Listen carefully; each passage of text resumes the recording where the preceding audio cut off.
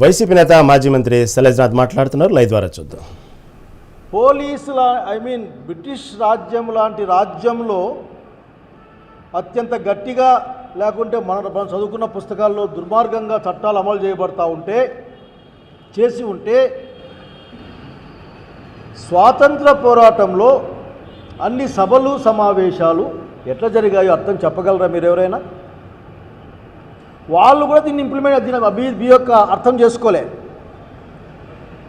వాళ్ళు కూడా ప్రజాస్వామ్యబద్ధంగా అర్థం చేసుకున్నారు. మీరు ఏది మాట్లాడినా పర్మిషన్ తీసుకోవాలా? రేపు శాంతియుతమైన నిరసనలకి భారత రాజ్యాంగమే అనుమతి ఇచ్చింది కదా. మీరు దాన్ని మర్చిపోతే ఎట్లా? అసలుకు మీరు ఆర్టికల్ 19A 19(1)B శాంతియుతంగా సమావేశం అయ్యే హక్కు భారత రాజ్యాంగం చెప్పింది. ఈ భారత రాజ్యాంగం అనుసరించే ఈ దేశంలో పరిపాలన సాగుతూ ఉంటుంది. దీంట్లో 19(1)(1)Bలో శాంతియుతంగా సమావేశం అయ్యే హక్కు కలిగి ఉన్నాం. అది కూడా ఆయుధాలు లేకుండా శాంతియుతంగా సమావేశం నిర్వహించే హక్కు కలిగి ఉన్నాం. మరి ఎట్లా? ఏమున్నాయి మా చేతులు కాళ్ళు తప్ప? మీరు రాజ్యాంగ లక్ష్యాలకి రాజ్యాంగ అనుసరణలకి మీరు వ్యతిరేకంగా పనిచేస్తూ ఉన్నారని మీరు భావిస్తే మీరు సరిదిద్దుకునే ప్రయత్నం చేస్తారు. మిమ్మల్ని మేము సరిదిద్దలేం, ఎందుకంటే మీరు మా మాట వినరు ఒక్క నిమిషం కూడా. అట్లాగే 19(1)Aలో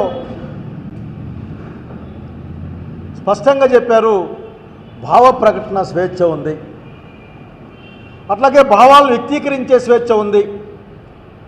ఈ భారత రాజ్యాంగానికి అంతిమ ప్రభువులైన పౌరులు తమ అభిప్రాయాలని ఆలోచనల్ని స్వేచ్ఛగా వ్యక్తం చేసే హక్కు ఉందన్న విషయాన్ని కూడా మీకు గుర్తు చేస్తూ ఉన్నాను. అట్లాగే ప్రాథమిక హక్కుల్లో రైట్ టు ఫ్రీడమ్ ఉంటుంది. ఈ రైట్ టు ఫ్రీడంలో ఆర్టికల్ 19(22) వరకు కూడా భావ ప్రకటన స్వేచ్ఛ, సమావేశాల స్వేచ్ఛ, సంఘాలు పెట్టుకునే స్వేచ్ఛ, దేశంలో ఎక్కడైనా తిరిగే స్వేచ్ఛ, జీవించే హక్కు, వృత్తి చేసుకునే హక్కు దాంట్లో ఉంటాయి. ఒకవేళ మీకు ఏదైనా ఇబ్బందిగా అనిపిస్తే మీరు రెగ్యులరైజ్ చేయాలి, దాన్ని రెగ్యులేషన్ చేయాలి. అయ్యా శైలజనాథ్ లేదంటే ఇంకొకరు, మీరు ఇట్లా పోతున్నారు కాబట్టి ఇట్లా పోవద్దండి, ఎడం పక్క పోండి, ప్రజలకు ఇబ్బంది అవుతుంది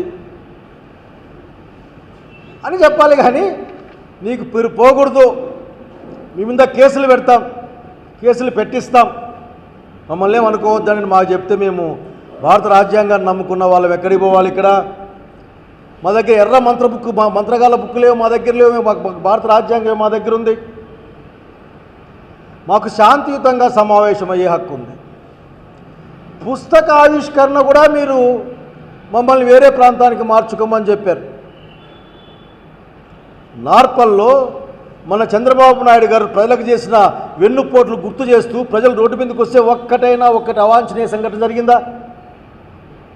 అన్ని వేల మంది అక్కడ గుమికున్నా సరే ఒక్కరైనా సరే ఏమైనా ఎక్కడైనా వేశారా? పైగా దీంట్లో మినహాయింపులు కూడా దీంట్లో ఉన్నాయి. ఆ మినహాయింపులు ఎక్కడ మేము భారత సార్వభౌమాధికారాన్ని, సమగ్రతని గుర్తిస్తూ ఉన్నాం. మాకు విదేశాలతో ఏం సంబంధాలు లేవు, ఉంటే ఉన్న మా ఫ్రెండ్స్ గిన్స్ ఉంటే ఉండొచ్చు కాక. అట్లాగే మాకు కోర్టు ధిక్కారం కానీ మర్యాద నీతి అన్నీ కలిగి ఉన్నాం.